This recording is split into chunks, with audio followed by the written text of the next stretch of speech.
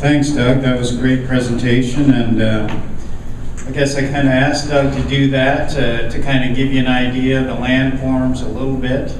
You're in Des Moines right now, so you're at the end of that Des Moines lobe, and so last glaciation in Iowa was about 10,000 years ago, so the landform you're sitting on right now is a relatively recent one. When we go on the field trip tomorrow, we're going to take you down to southern Iowa, into that southern drift plain, and that's a much, much older landscape, last glaciation over 500,000 years ago. So definitely the erosion that Doug talked about, you should be able to see that a little bit. So I wanted him to give you kind of the background. You know, like he started out, a lot of people think of Iowa as a big plowed field, and yeah, we do have a lot of that, but we do have a lot of other history and unique landforms. So what I wanted to do is kind of drill into to the quail a little bit.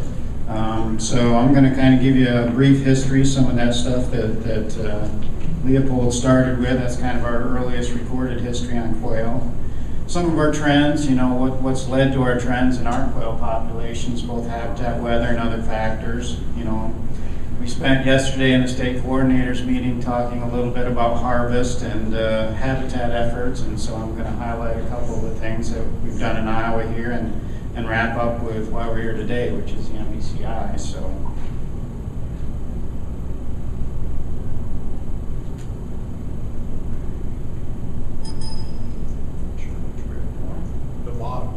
There we go. So, resettlement, and this comes from, as Doug mentioned, Leopold's game survey. The state hired him back in 1931. At that time, there wasn't really a DNR agency. I think we had some wardens and conservation officers, but that was pretty much it at that time. They are native species to Iowa. They were kind of, as best we can tell from some of the history in the counties, as they were common in southeast Iowa, but beyond that, they weren't particularly abundant in the rest of the state. And then we have the settlement of Iowa. Lewis and Clark came through about 1800, and we were a highly settled state by 70 years later. This was a quote from Leopold directly. The early settler brought the axe, the plow, the cow, the spit rail fence, hedges, weeds, and grains to Iowa.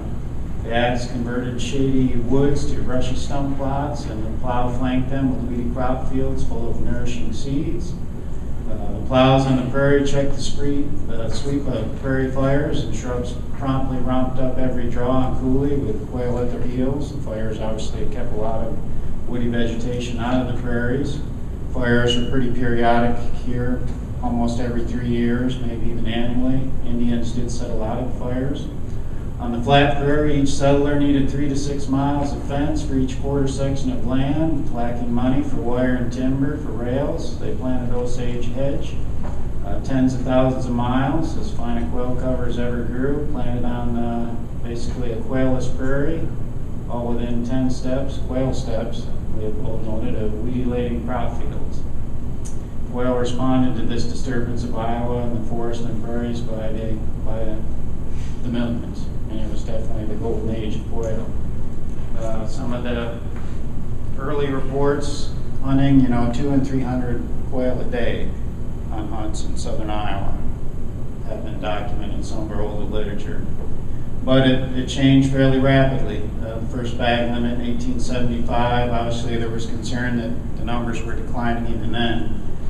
Down 15 days in 1915, and 1916 they closed the quail season. It was that bad.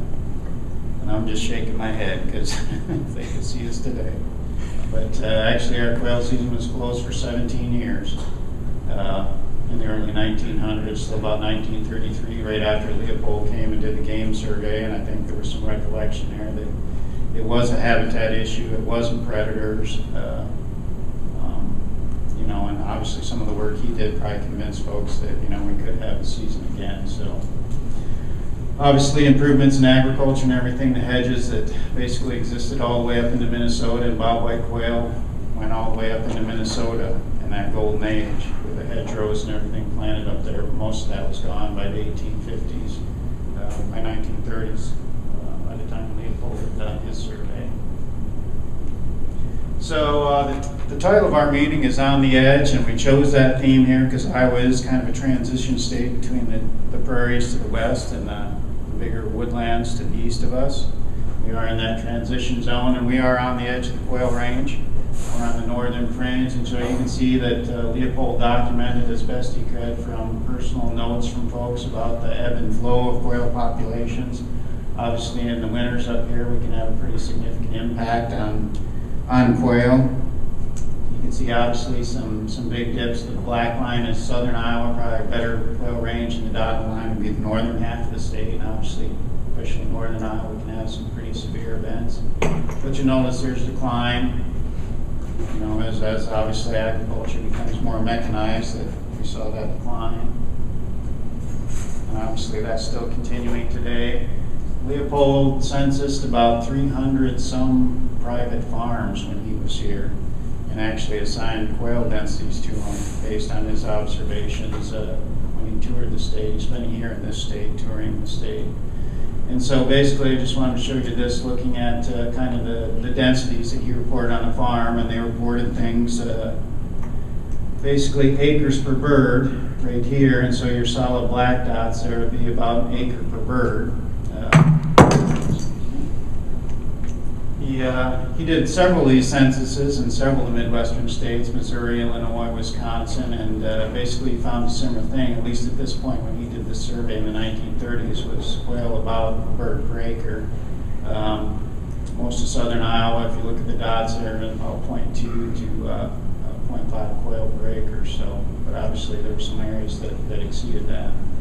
So I would suspect probably back in the golden age of quail, we were probably in that quail or 2 quail per acre maybe even.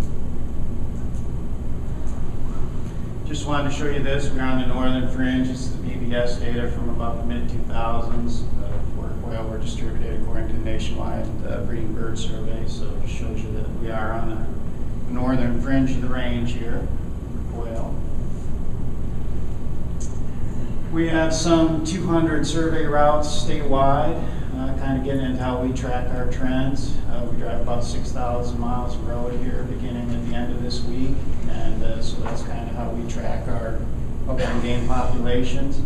So what you can see there is the dark line is our harvest through time. We've done standardized surveys since the 1960s, and you know we were up in the 1.2 million quail harvested. Our statewide index was about 3 quail on a 30-mile route, which you can see our trend in our roadside counts, and it's fairly well mirrored by our harvest.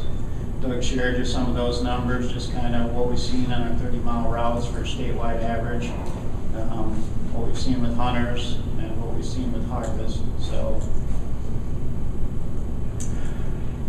take this with a grain of salt. This is our statewide average. Remember, quail are probably limited to mostly a third, so 2/3 of the state report zeros for quail because it's not in our quail range.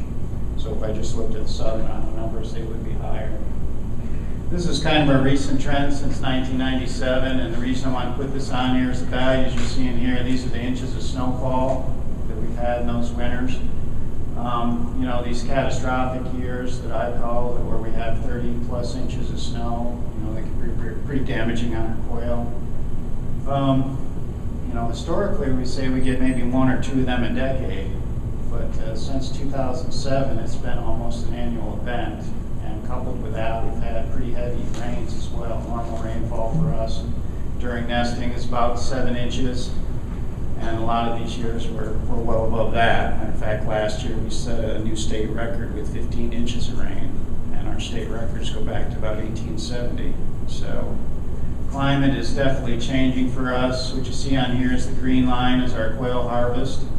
The red line is our pheasant harvest, so it's impacting a lot of our species. And this is challenging when we're doing habitat because, you know, we're telling landowners these prescriptions, and you should see the benefits, and this is becoming a real challenge because landowners aren't seeing those benefits we claim will be there if we have habitat.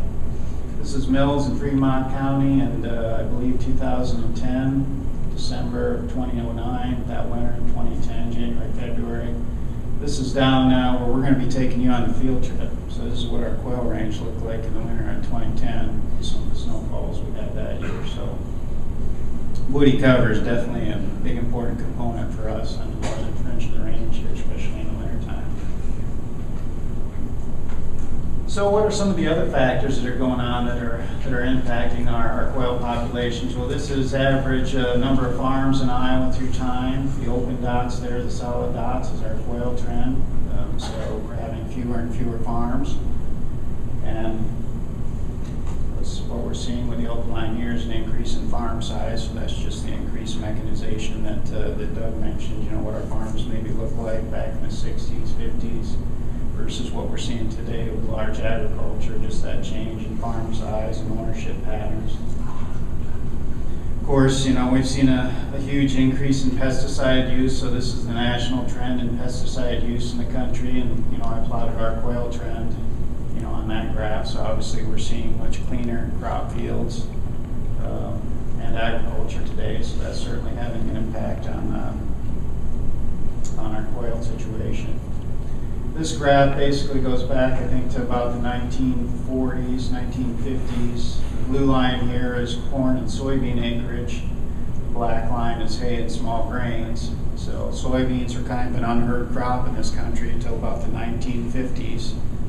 And between 1950 and 1970, saw a massive switch from small grain agriculture, wheat, oats, barley, to corn, soybeans. We've always had corn. But you can see about the 1950s, we had about 10 million acres of hay and small grains and 11 million acres of corn. That's definitely shifted. And, you know, the trend through our small grain line and our quail trend kind of matches up real well. I think those small grains are much more amenable to quail, just the structure that they create when you think about a seeded wheat or seeded oat field. So we've had a shift in our cropping patterns as well. Harvest, that's an issue that's been brought up here too, hunter harvest. We have a fairly long liberal season like a lot of states. Our season opens the end of November and end of October, early November, and runs through the end of January.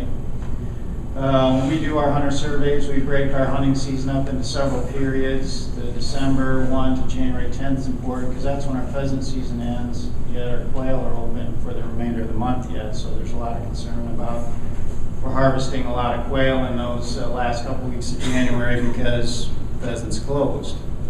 So nothing else to occupy the time. But when we look at our hunters, as far as their proportion of days and the proportion of harvest, it's pretty consistent that we're not harvesting a great number of quail in that season. So we've kind of stuck to our guns on keeping the season where it's at because, you know, in our opinion, removing that little bit of harvest is not going to change where our quail trend is. You know, looking at what hunters are telling us and their effort stuff, if we really want to significantly impact harvest and reduce it, we'd have to close the quail season after about a week. You know, maybe we could go to the end of November, and hunters aren't really wanting to be that radical. Just some of the other numbers, there's what our quail hunters last few recent years harvest for the season. So 1 to 3 birds. Obviously, when the weather situation started hitting us, things took a big drop. Of our small game hunters, this is basically saying 50 to 60% hunt 4 days or less during the season. So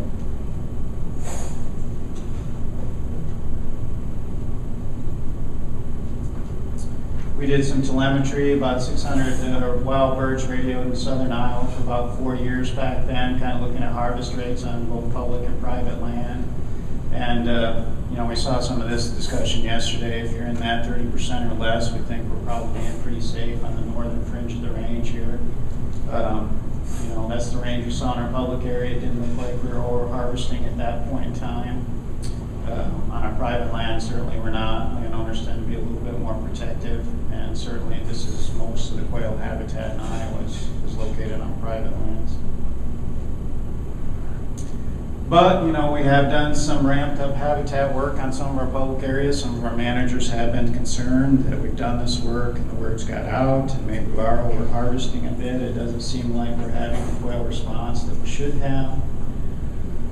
So we decided, you know, how do we want to do this? How do we want to see if we're having an impact on the populations? Well, to my way of thinking, probably the best way to do that would be to radio mark as large a sample as we could and have mandatory check stations. We really want to know what harvest is and crippling loss. Of course, that takes a lot of money and staff, something we don't have.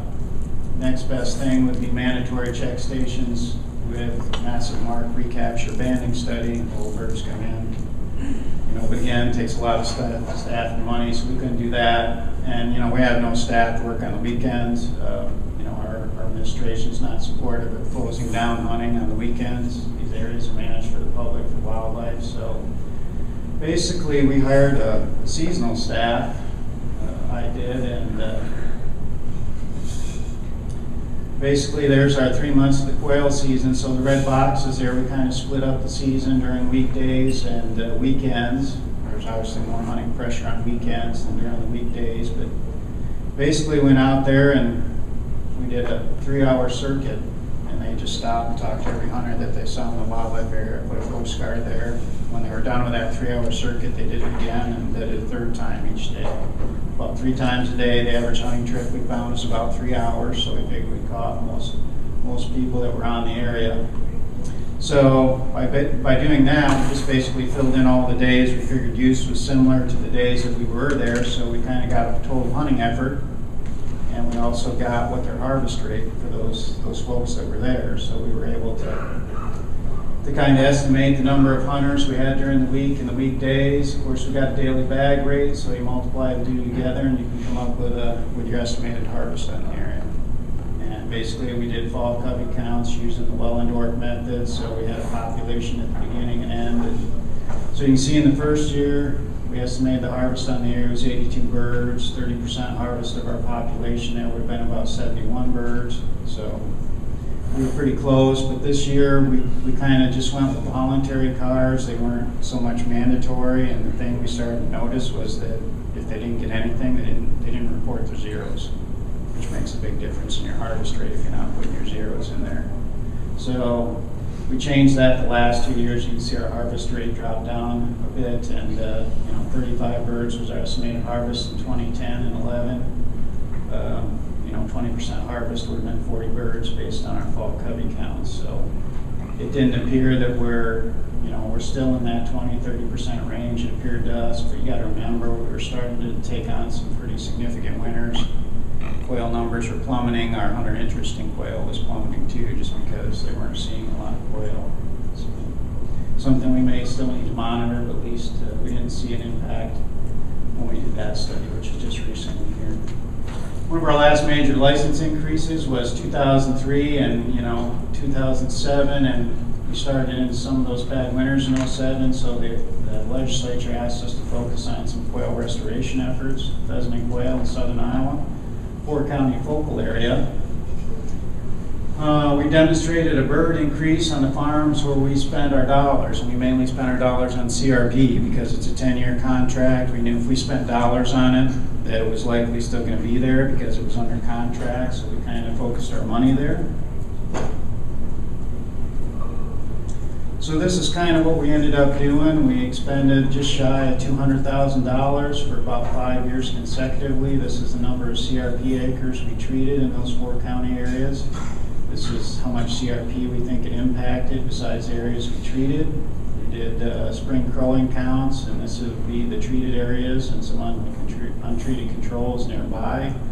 So we had obviously an impact on the farms we were working on, both pheasants and quails, and July whistle counts there. But unfortunately, our roadside surveys in those 4 counties were static or declined slightly through that same time. And so that's the real huge challenge we face. In that 4-county area, we had over 200 square miles of CRP, and our DNR funds in that area will only improve habitat in about 5 square miles. We were doing 100% cost share to get landowners to participate. So that comprises about 2% of the CRP in the 4-county area. So that's a huge challenge we face, is how can you impact enough the landscape that our hunters can actually detect that difference. Because we know it works. We've seen it on the farms where we've done it. As far as Iowa's quail plan, we don't actually have any written quail plan, but our staff have never stopped working on quail, especially in our quail range. It's always been our focus on our public areas down there. The challenge for us is how do you make a meaningful enough impact on the landscape that our hunters can actually see that difference of that habitat work out there. Well, after we had that winter 2010 where we had that super deep snow, the legislature mandated that we put an advisory committee together to kind of, how can we address pheasants and quail. So one of the big things that came out, there were some good things that came out of that. They said the department needs to stay focused on habitat.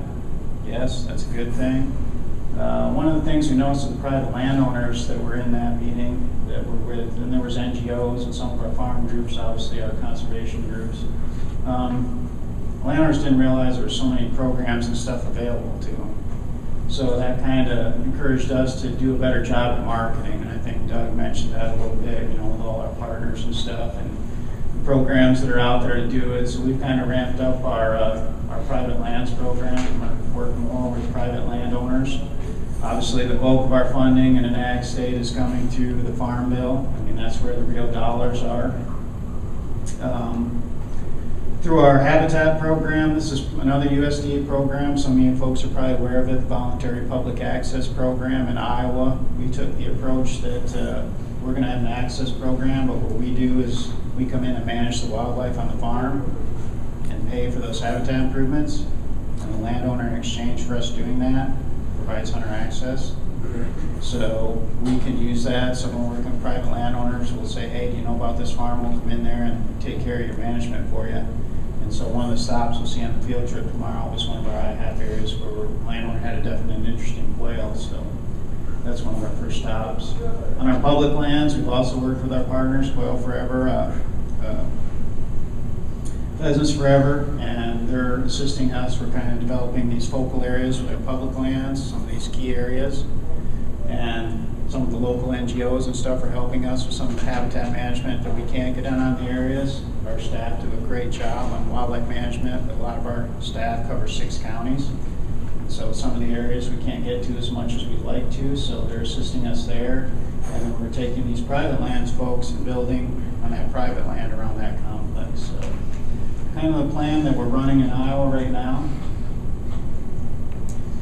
Wrap up quick. The NBCI is what we're all here discussing today, and I really like the concept. It fit in well with what we were thinking about and where we were going in Iowa. And so, that's why I kind of agreed to be one of the first guinea pig states, I guess, or pony states to try to ramp up to this in the focal areas. So as many of you guys mentioned, when we did the BRI, staff were asked to say what were bird numbers and your best, blue being our best potential quail range, and yellow our medium, and then what we thought we could get to if we had real good management. So, and that's what you're going to see on the field trip tomorrow. We're going to take you through a reference area. We're going to end up on our focal area, and you'll see some of the things. We'll be down in this part of the state, down in that older soils, and field staff down there will show you the work they're doing down there to get quail to respond. And I think that's all I have. Anybody have any questions?